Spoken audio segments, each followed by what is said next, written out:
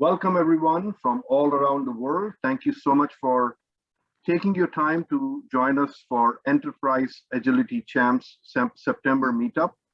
Our topic for the day is Agile Shift Testing Left Disaster.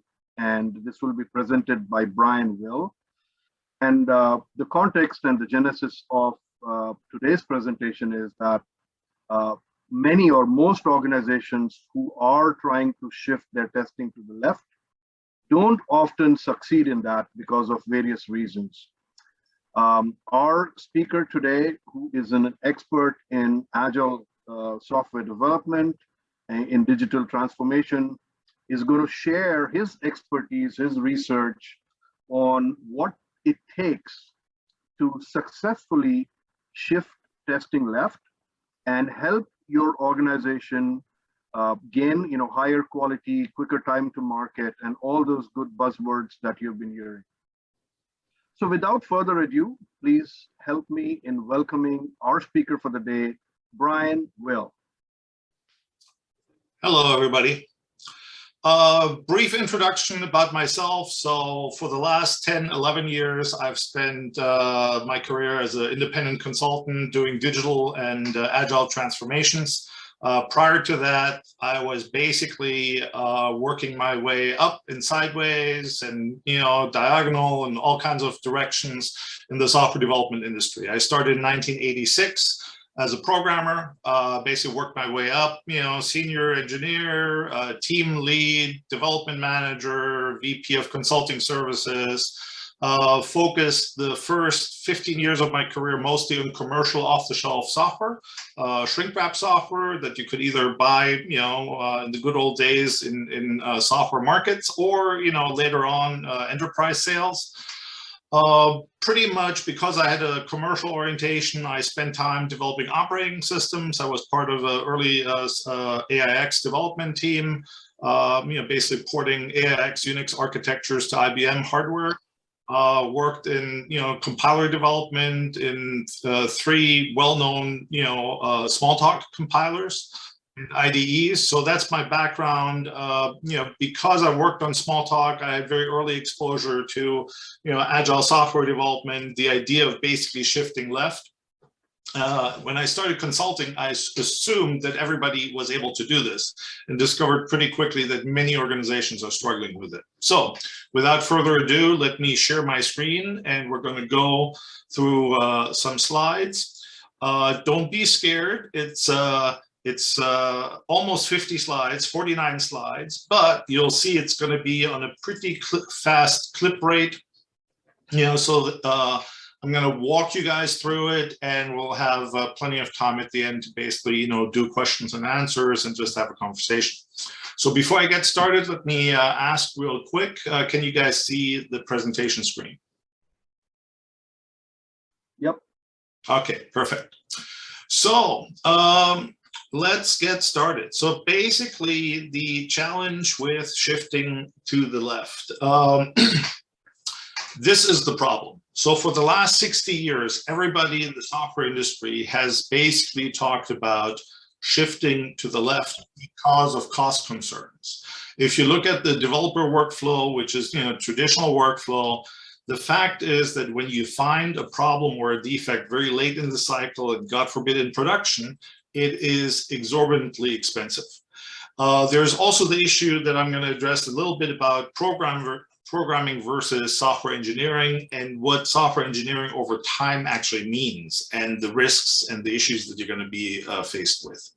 So we've known this as an industry forever.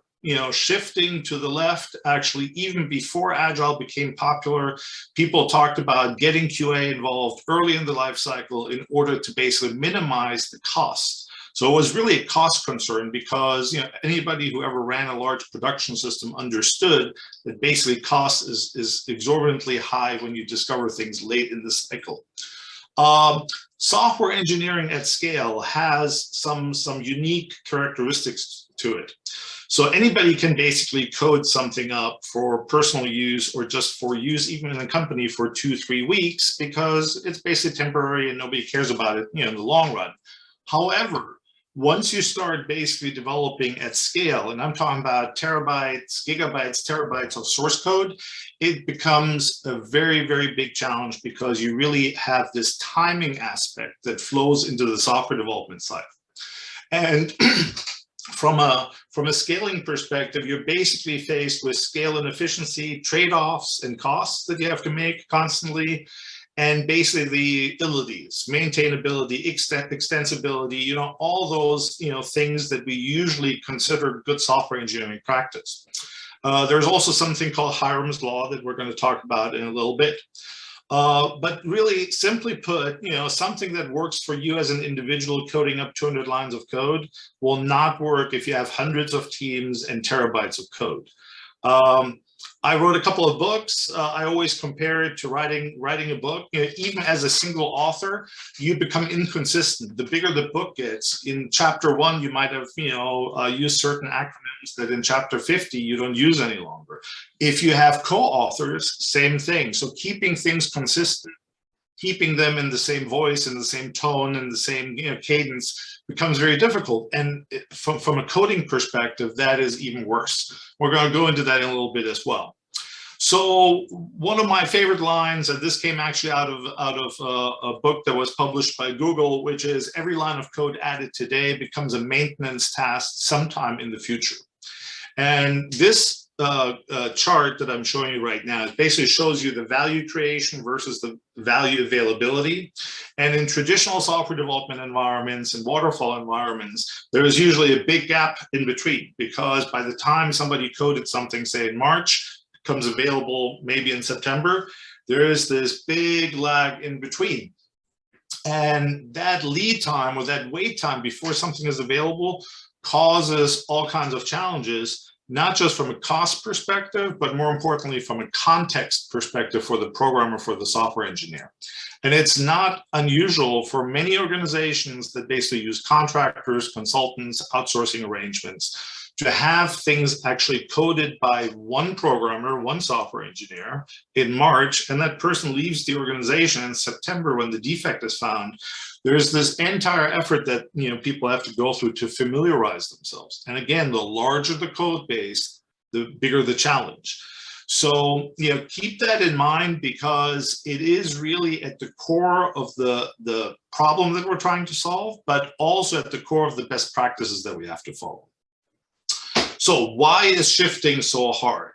Shifting is hard because basically you need to worry about organizational alignment. We need to worry about value stream analysis, which, by the way, has a typo, which I'm deeply embarrassed about. Adherence to best practices, process discipline, strong technical skill sets, effective tools usage. So in short, it's a very, very complex recipe. It's not something that you can just explain in 30 minutes and whoa, it's going to work.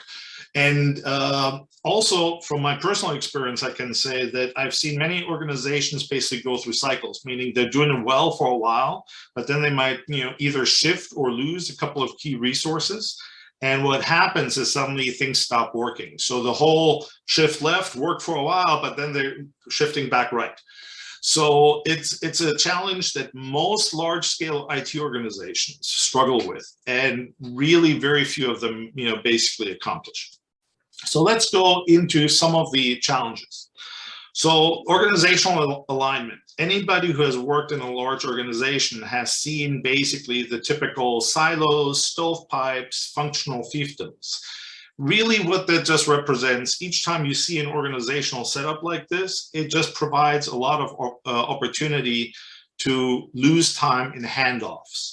So from an organizational alignment perspective, usually what you have to do is you have to look at your core processes, assets, the values involved, that all need to be adjusted for an agile adoption process. Without that alignment, in organizational structure, you very often will run into passive-aggressive and sometimes even aggressive behavior that just makes your digital and agile transformation stop in its tracks, and also prevents you from shifting your testing activities to the left. In terms of, when you try to basically shift to the left, the first thing you need to do really is you need to do some kind of value stream analysis. And the challenge there very often when you say, hey, you know, what's your product? You know, what's your process? Very often things have grown organically over time. And although there might have been process documentation available at one point, very often it's outdated. Even if it's, you know, kept up to date, very often it is very, very difficult to understand what the flow is. So just the effort of going through value stream analysis by itself can be a challenge. That leads to some bad behavior sometimes on part of Agile consultants. And trust me, I've done this myself. Very often you basically scratch the surface and you don't really understand why a process is in place. And, you know, it's referred to as Chesterton's fence. You know, it was basically something that was published, I think, in the 60s, which basically, you know, just says, you know, be very careful removing, you know, existing processes without understanding why they were put in place in the first place. If you do not understand how we got here, we run basically the risk of making things worse. And so value stream analysis will expose all this. And value stream analysis very often, because it exposes, you know, sometimes shortcomings, sometimes old assumptions, it becomes a very delicate issue in terms of organizational realignment. Beware how management approaches and technology has changed. You know, you guys might have heard that basically there are like certain management philosophies that sort of moved through the 1900s, starting with Max Weber. He was a German, you know, sociologist who actually looked at what he perceived as very efficient organizations, and what he looked at, you know, what could be more efficient than the Prussian army and the Catholic Church. And believe it or not, but Max Weber basically, you know, graced us with the org chart. To this day, we express organizational structures in org charts. And everybody understands that basically the more real estate you have on the org chart, the more important you must be. So again, you talk about organizational alignment. These are old methods, old ways of doing things. We have heard about Taylorism, right? Scientific management theory, time management, step-by-step breaking down, you know, process steps to basically, you know, create factories that, you know, of course, Henry Ford then, you know, made famous. And then, of course, you know, Deming's with systems thinking. So just be aware that many organizational structures come out of thinking and management philosophies of the past, and they have built on each other.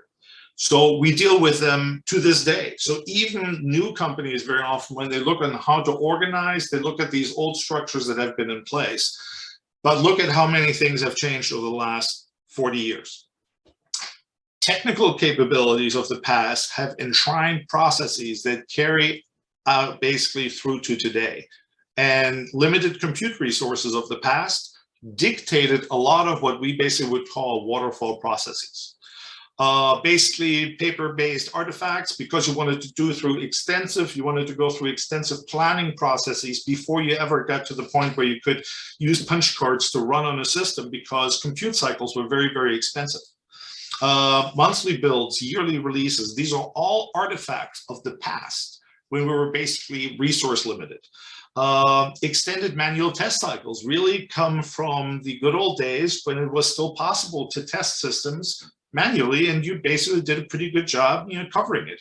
With an ever-increasing number of complexities in our systems today, with AI-based algorithms, with platform proliferations, right, across Windows, Macintosh, Linux systems, Android, which is based on Linux, iOS, tablets, you suddenly are dealing with, you know, easily 15, 20. I worked on one system that had 27 different platform proliferations, which basically makes manual testing efforts completely ineffective. It's not a scalable process. And then lastly, unit testing. Nowadays, more and more companies use the XUnit framework, and XUnit is incorporated in all kinds of development IDEs. But be aware that, you know, again, you know, just looking back to the mid-90s, actually Kent Beck created the first SUnit, you know, framework back then for Smalltalk, and that was ported to all kinds of systems now, you know, Python, C, you know, C#, you know, all kinds of programming languages, I think 50 plus now. So just be aware that what we have established in terms of organizational setups and processes very often is based on things that we did 30, 40 years ago. So my point is this: we know what to do, but we're not doing it. We're basically stuck in the past. So that is, really, one of the key tenets. And I encourage all of you to look at your organizations, if it's, your company you work for, or if it's a consulting client, and review really how things developed. And I promise you, any company that is older than, say, 10 years is dealing with some of this. They're dragging a long legacy tail of technology and processes behind. So value stream analysis. So you probably know there's basically operational value streams, meaning that's really what, what creates the business value. And then there's a development value stream. You compile, you test, you do unit testing, you have a CI/CD pipeline, etc. So those two usually work together. The development value stream ultimately delivers the value for the business. You need to know how long it takes to get through your value stream. If you do not know, you have no chance of actually improving on the process. And shifting left is like, it's basically an exercise that might or might not be worthwhile for you.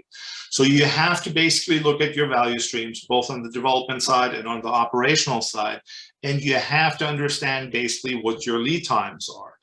Lead times is the value stream speak. I call it wait times, because in many cases, what happens is that you basically put things in a silo into a queue. Many of our IT, ticketing systems are basic queues, right? FIFO queues, first in, first out.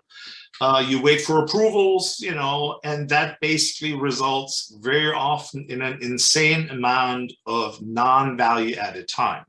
By the way, it's not unusual for large corporate customers of mine, I've done this many times now over, to hover around 5, 6, 7% of value added time. It's very, very low. So it's the efficiency ratio is just insanely low, because we're dealing with fiefdoms and silos and functional groups that have ticketing systems that you have to submit things into. And it takes a very, very long time to get things resolved, even relatively simple requests. That, by the way, is the #1 reasons a lot of startups or startup and medium-sized dynamic companies are basically outperforming well-established players.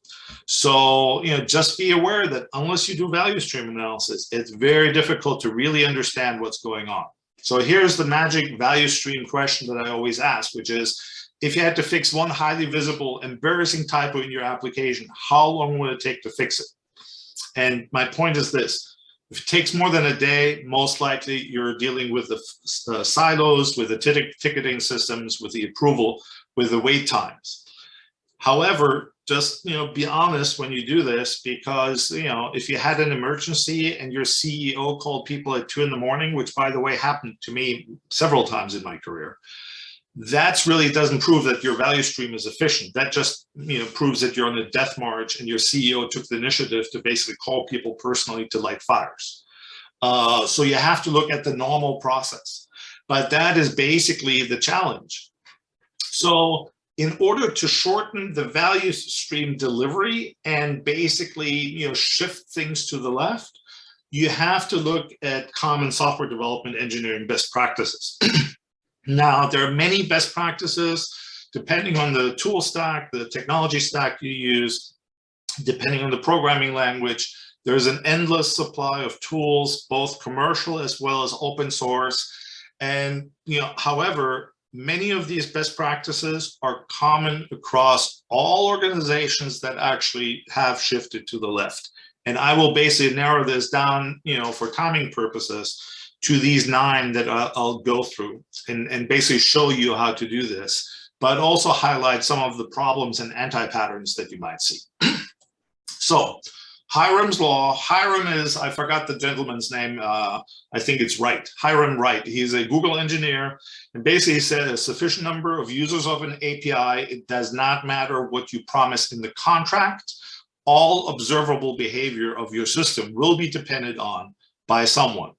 So what does that mean? It basically means that the longer your system is used by a large number of users, even if you never intended it, users or callers of an API will start using it in ways that you never imagined.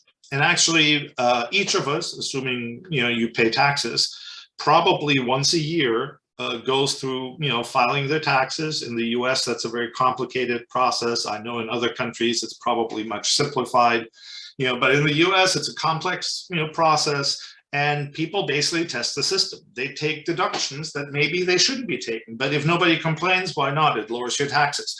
That's a typical case of Hiram's law. Expense reimbursement systems. The policy might state you can only have a $50 per diem, but if you put in $75, you still get the reimbursement. These are all manifestations of this law, and it is of importance when you think about system upgrades, because when we go through system upgrades, we always assume that, hey, we'll upgrade the systems, and what happens is basically that nothing, we documented it, so we'll upgrade according to our documentation. Wrong. You basically do not know how the system is used. So sometimes system upgrades become a mess because of Hiram's law. Know your code. You need to basically go through peer reviews, code reviews, and inspections. There are lots of studies that have been done that actually, if you have an effective peer review, code review, and inspection process, it's the cheapest way of discovering defects per cost basis, per defect basis. It also does knowledge transfer to your team members. It basically, allows you to make sure that your code is consistent. The larger code base, if you have gigabytes and terabytes of code, it's important that you're consistent, because otherwise, especially with the use of consultants and contractors, you might get somebody who doesn't indent the code. You get somebody who indents it at 8 characters, somebody who indents at 16 characters, somebody who's very good at using meaningful variable names, somebody who's horrible at that. So you need to basically do code reviews. It provides cross-training. It basically enables knowledge transfer. It's a good teaching tool. So it's actually very, very effective. Despite that, many organizations opt not to do it, or they just do the thumbs up programmatically in an ALM system. And it's really counter what this best practice is supposed to do. I will not go through all of these, but there are like common code smells. There's a book by Robert Martin, Handbook of Agile Craftsmanship. I encourage anybody who's coding to basically look into it, because it goes into great detail about these what he calls code smells. And just to pull out some examples how you can basically pollute your code base and actually make your long-term maintainability of that code base very difficult is you have inappropriate information. You might have obsolete comments, or my personal favorite one that I ran across many, many times in my career, it's commented out. So you don't know, was this commented out because there was a problem in this build? It was commented out 3 months ago, 6 months ago. Do we want to basically keep it in because it was valuable? Is it completely useless? We can delete it.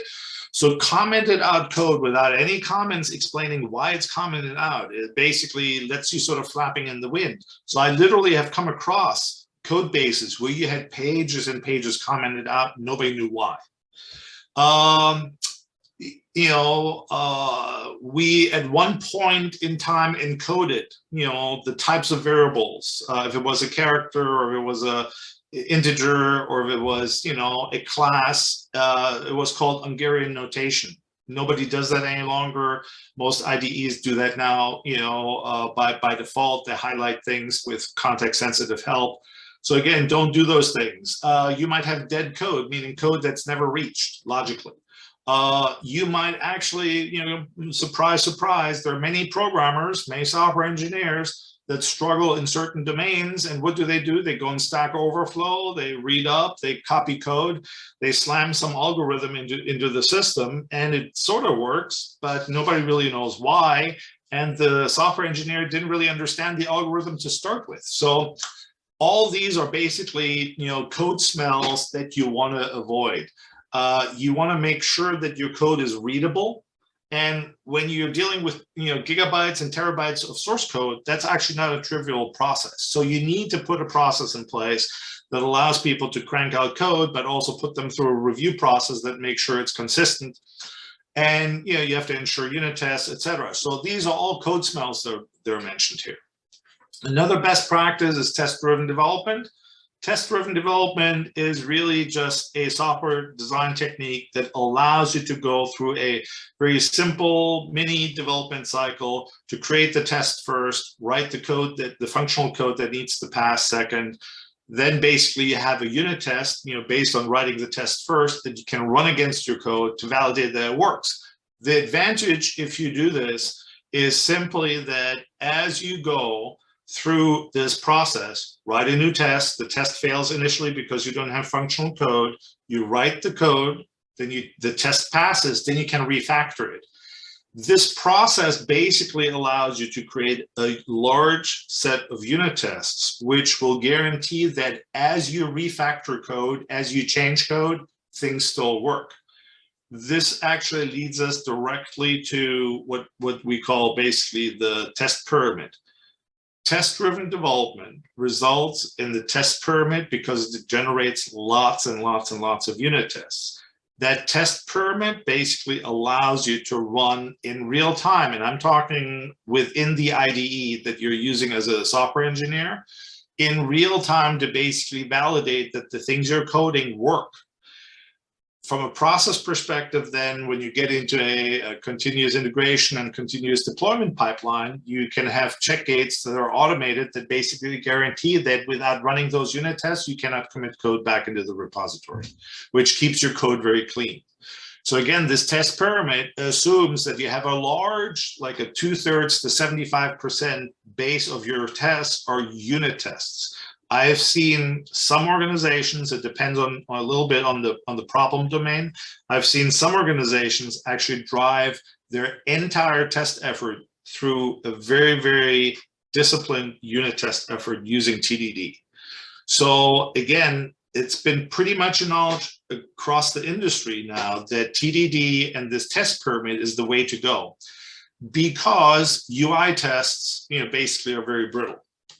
So let me just go through here. The biggest advantage that you have in actually doing this test pyramid and really working with your software engineers to create lots and lots and lots of unit tests is it is almost infinitely scalable, meaning you can basically run these tests. The only thing that holds you back is compute cycles. There is, because it's automated, because it's, basically doesn't involve the human being running it, it can run 10,000 times in one day. And that's basically the power. It gives instantaneous feedback to the developers if things are still working or if things got broken, which gives you a lot of confidence in terms of wanting to deploy things. Another principle that all commercial software companies certainly use, and more large-scale IT shops also are striving for, is basically progressively stabilizing the system, which, again, TDD and the test pyramid guarantee you. So progressively stabilizing the system basically means that unit tests lie at the bottom. You have some integration tests that run on top of unit tests, and then you have a relatively thin UI layer for UI automation. So again, what that does for you is basically you progressively stabilize as you write code. And again, if you follow the best practice of doing code reviews, ensuring readability, as you ensure those things, your code base becomes a very, very reliable entity for the company. Versus if you don't follow these best practices, the more code you add, usually the more complexity you add, until some people just say, you know what, we just have to rewrite this thing. We don't know how it works any longer, which is a very expensive proposition.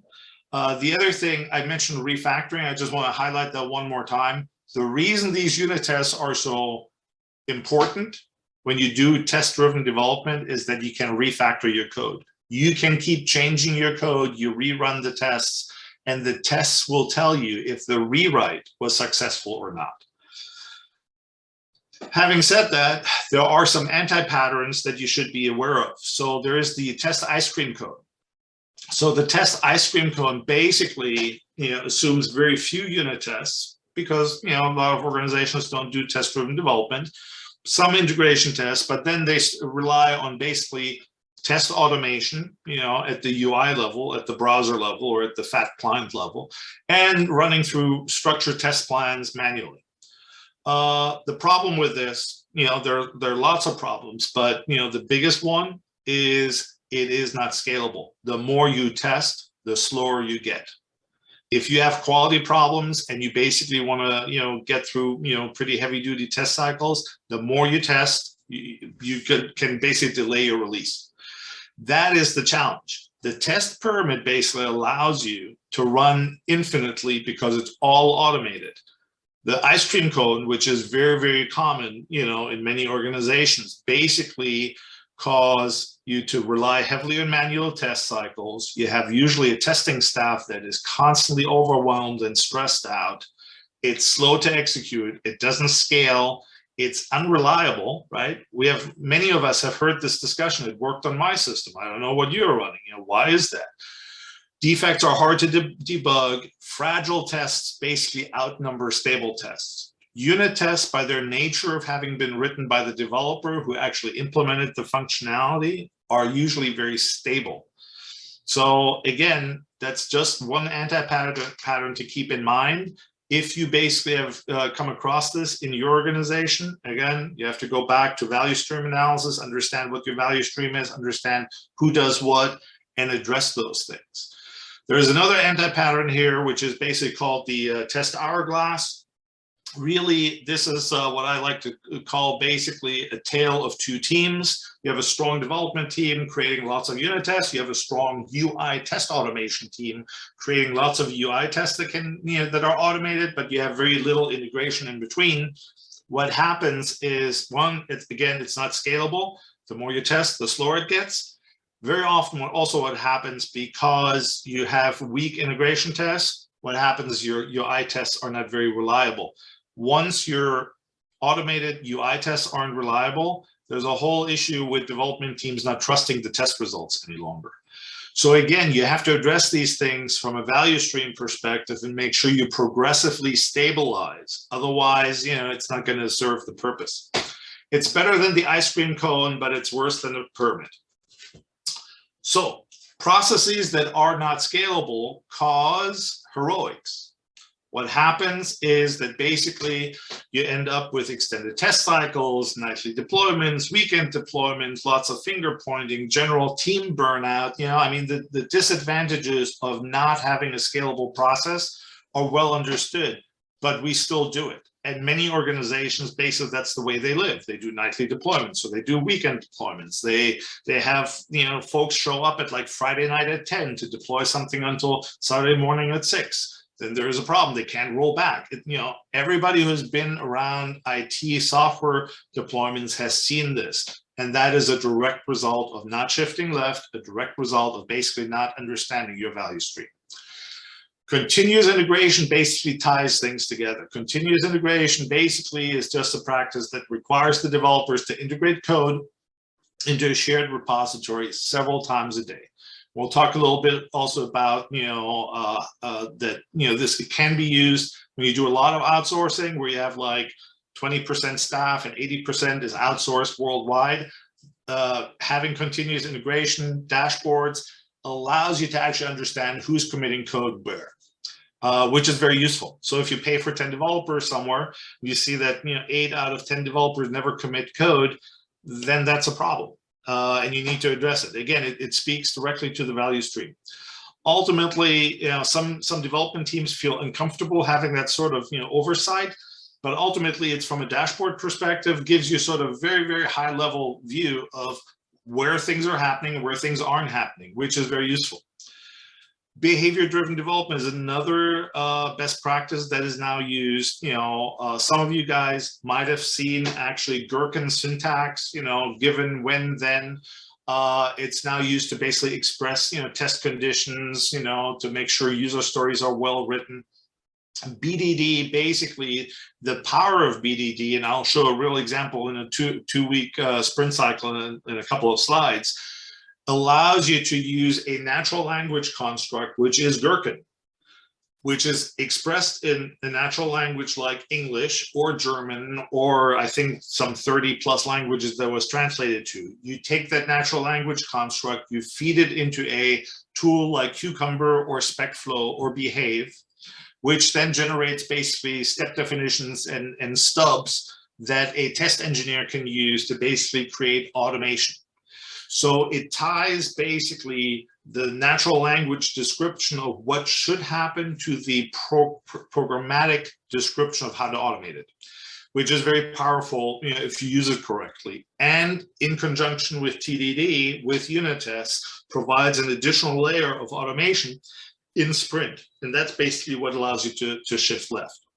So having said all this, I want to make sure we understand this is not just one approach with one set of tools. Depending on your technology stack, depending on your programming language, depending on the IDEs that you use, all influence this. So right tools basically enhance all these behaviors that we want in the best practices I've talked about so far.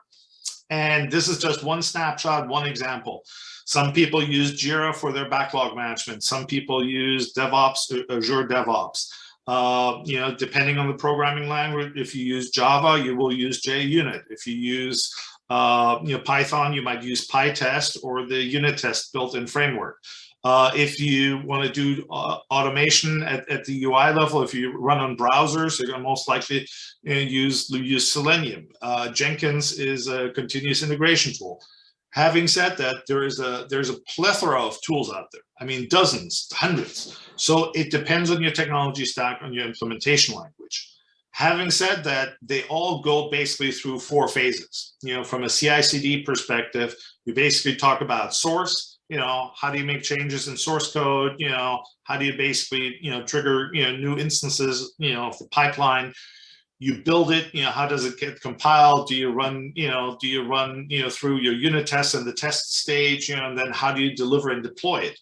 And most organizations that have achieved a certain mastery of the shift lefting approach, basically the deliver is just a variation of deploy. So you can deploy to a test environment, to a development environment, to a staging environment, to a performance environment. And then ultimately when everything passes, you decide to deploy to production. So just keep that in mind. There is an endless set of tools. You know, check out Wikipedia for a listing of current tools. It grows every day. There are some tools that fall out of favor. There are new tools being created in the open source community. It's a moving target. So tying this all together from a, you know, how does agile product planning and execution work, right? At the highest level, usually in an agile or Scrum environment, you have a roadmap that describes what you want in your product, right?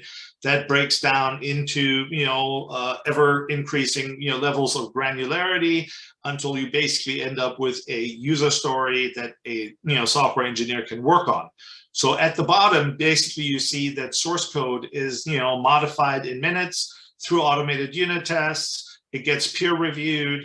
You might have a daily stand-up to provide status, but then it basically gets, you know, again, the tools chain basically progressively stabilizes the system and, you know, gets it into a higher order environment where it runs automated, you know, tests. From there, it basically becomes a potentially releasable product.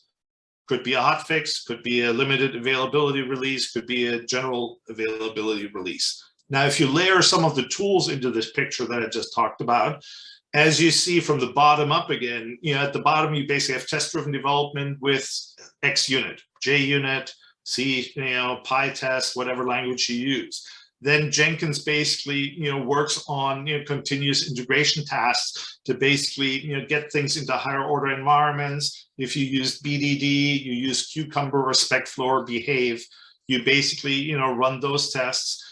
It basically passes, and from there you basically go again through Jenkins. Very often, you know, gets deployed through Docker and Kubernetes into higher order environments. Ultimately, it ends up, you know, in your production environment.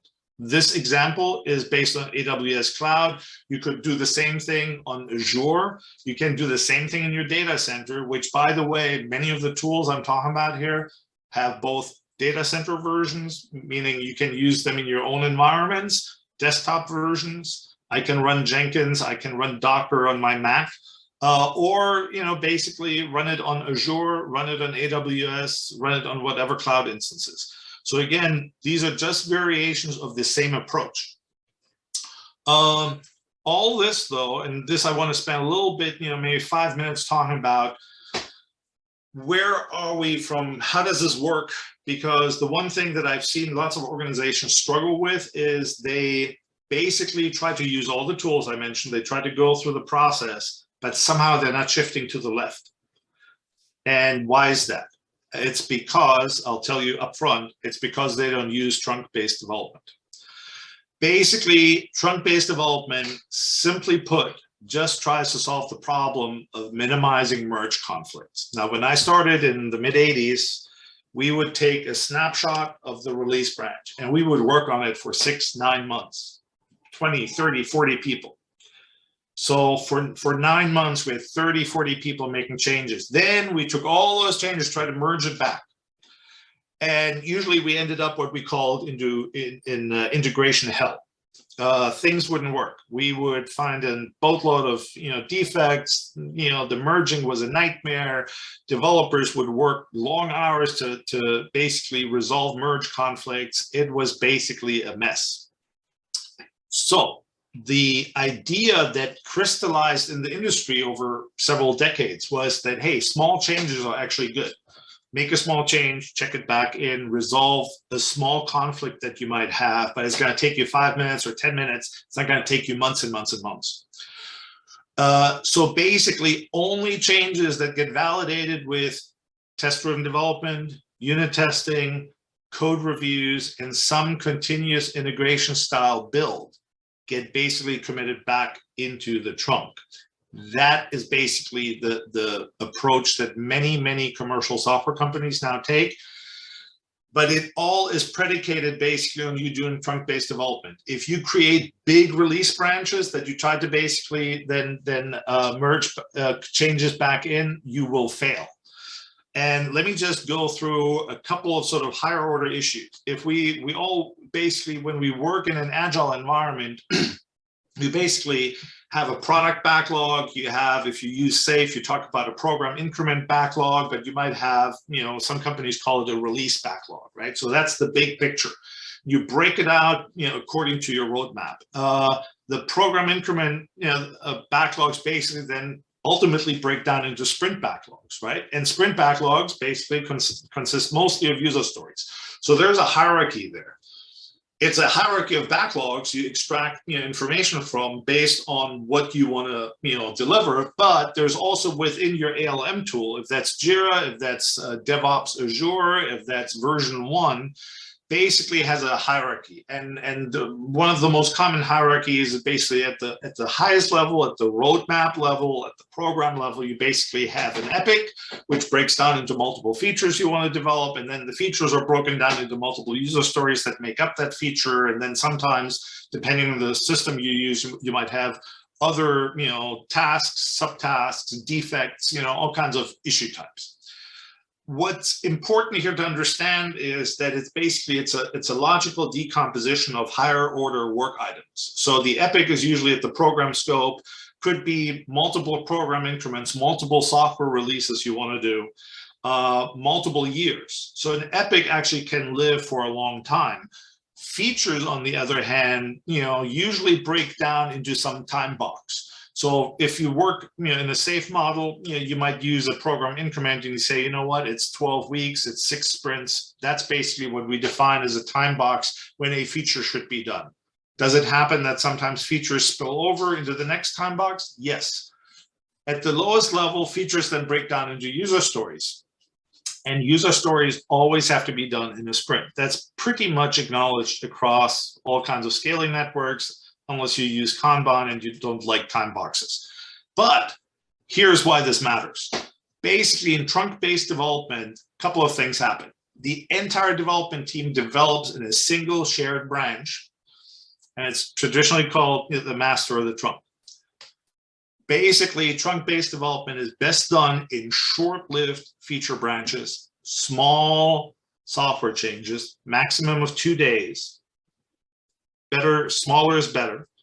Going through test-driven development, unit testing, code review, and some CI style, builds before you merge it back. What you do not do, this is, and by the way, so this is why we need small user stories. So if you have big user stories that span multiple sprints, which is a common anti-pattern in lots of folks that are trying to use Scrum, basically what you're doing is you're creating these big branches, which you do not merge back. So you're not progressively stabilizing the system. What you do is you have big bang integrations, which are painful, basically invite a lot of delays, cause all kinds of other challenges. So you do not commit to release branches. That's the thing. And anybody who is listening to me and say, well, we have these release branches and that's just not the way we work, I strongly encourage you to look at trunk-based development, because it is at the core of shifting things to the left. You will not be able to shift to the left if you basically have release branches that live for 3 or 6 months. The other reason you want to do this, again, when I showed you guys this slide earlier, it was basically about, hey, you might lose a programmer and then, that person might be gone and you have to relearn. There is something called the zone for programmers. It takes software engineers, on average, if there is a interruption, 18 minutes to get their head back into the code. And the more complex your application is, the worse it gets. That is the reason that actually software engineers need quiet time. They need time to just code. They shouldn't be interrupted. They shouldn't be called into meetings. So when you actually, continuous integration, continuous deployment with these rapid feedback cycles through test-driven development and unit tests and, BDD, and you get instant feedback on how things work, that basically keeps the developer in the zone. So if there is a problem, it takes them 5 minutes.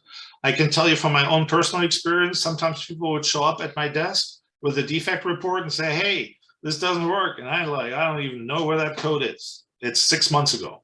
It's like, I have to look into it. I know it's my responsibility, but mentally, I had no clue what it was. So I have to spend a day or so getting back into that code, which is a huge cost factor. So keeping developers in the zone is also a productivity enhancer. So that is why shifting left is not just a cost savings issue and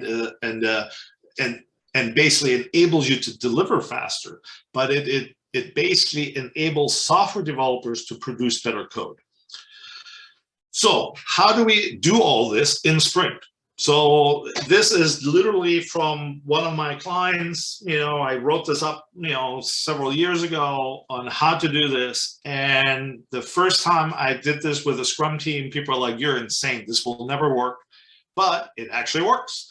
So basically, you write small user stories, including the acceptance criteria. The 3 amigos, development, the product owner, and the test engineer get together. They review the story. They estimate the story points. They assign it to the sprint. Sometimes stuff gets assigned to the sprint with a Gherkin file attached. Sometimes, the sprint starts and people do the Gherkin files. That's a matter of preference to some extent. But my point is, it gets assigned to a sprint. The sprint starts.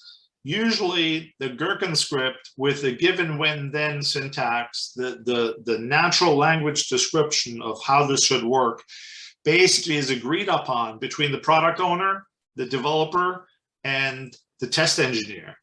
And then literally it becomes a specification. It becomes, for the developer, he takes the Gherkin scripts and implements, the functionality. For the test engineer, he takes the Gherkin script, pumps it through a tool like Cucumber or SpecFlow. It generates stub code. The test engineer then basically finishes the stub code, which enables the automation, if at the if at the UI level or at some other level, of the system, which then basically allows you to run both unit tests and BDD tests, in Sprint. And, of course, when the tests pass, then basically the story is done. And because it was an agreement between the 3 amigos, product, owner, development, and test engineering, everybody's happy. And you can do this in a sprint. And this, from a timeline perspective, basically shows you how this works. Sprint starts, again, product owner, development, test engineering, review the story. If they do the Gherkin script in sprint, if you do it during a refinement, good for you. You already have a head start. Basically, for development, it's a specification to implement. For the test engineer, it's basically the spec to run through Cucumber, create the glue code, create the test automation that will run in sprint. So the reason I said my team that I had this working with, they said, you're insane because you're forcing us to do all this stuff early in the sprint. Yeah, that's why you have small stories. So again, it basically lines you up to have instantaneous feedback on how your functional code is working, if there are any defects, and you basically rinse and repeat. You run the unit tests, you run the BDD tests, you refactor your code, and because you can rerun it and it's infinitely scalable, you don't care if you run it 5 times or 500 times. That's basically how you do this in sprint, and it works. And that's actually how most companies are doing this now, you know, on a large scale, that, you know, are really into this continuous delivery. So last final word about what about shifting tests to the right? Because there's this movement, people are talking about shifting left. I explained how that works and what you have to do from a best practices perspective, from a value stream perspective, from an organizational alignment perspective to make this happen. But there's also more and more efforts talking about shifting things to the right, meaning let's just test stuff in production. I came out of commercial software. I still strongly feel that you don't want to do that.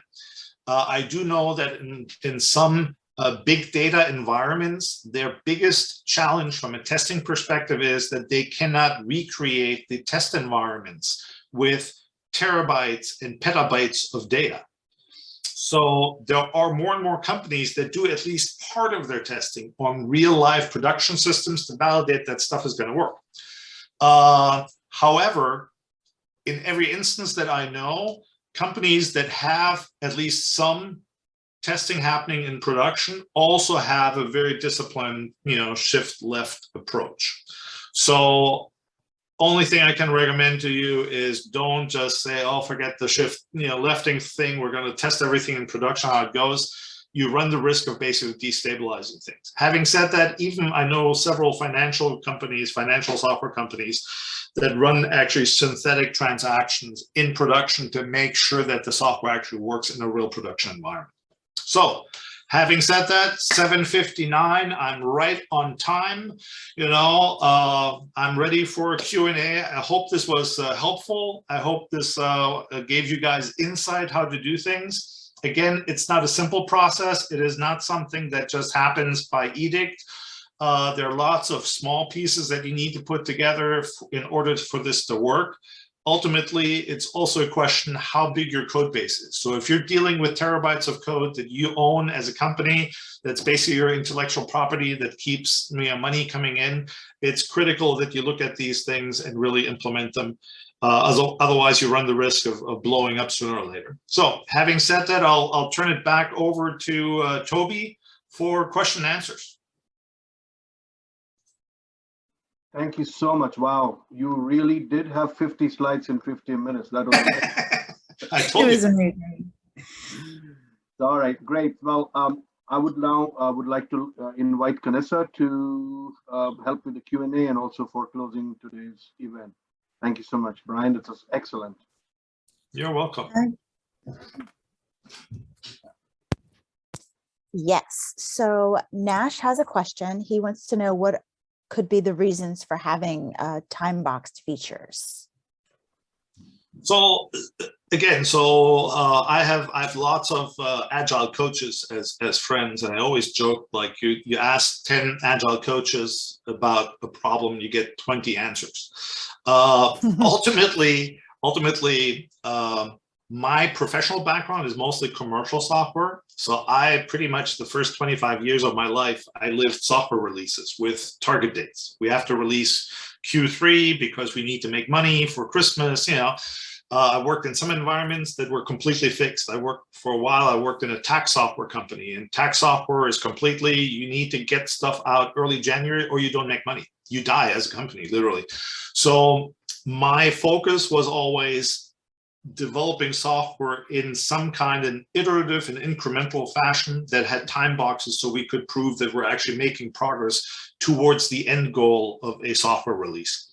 Having said that, there are some companies that don't need to do that because they don't have that time pressure. So it really depends on what your specific situation is. Great, thank you so much. We didn't have any other questions in the chat. Oh, here we go. And I'm sorry, sir, I do not want to butcher your name. So I'm going to ask this. When do we create the release branch? Do we deploy to stage and prod from a release branch?